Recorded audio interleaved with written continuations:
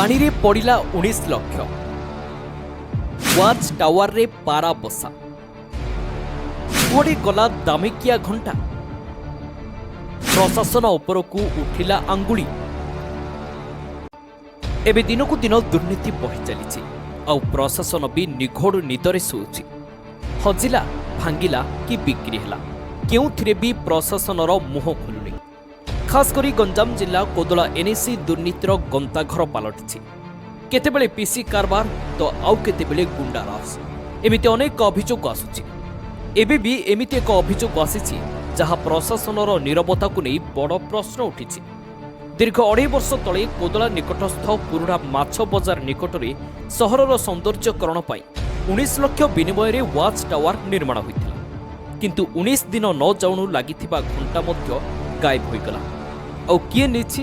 एथिरे काहा हाथ अछि एही प्रश्न समस्तक मनरे घांटी चकटी होइतिला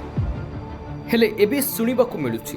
अध्यक्ष सूर्य नारायण नायक कार्यनिर्वाही अधिकारी कृष्णचंद्र रथ और एनएसी रो 2 जन कर्मचारी घरे लगी एने बारंबार अभियोग हेउथिले मध्य तदंत घर शून्य किंतु बड़ दुर्भाग्य कथा एते टंका खर्च हैला आउ एबे जराजीर्ण अवस्था पड़ी रही वाच टावर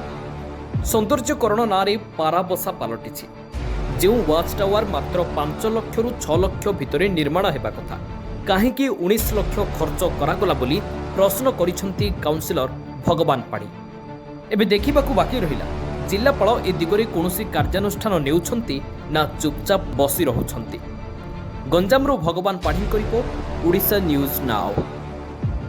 दया करी आम चैनल को लाइक शेयर एवं सब्सक्राइब करंतु।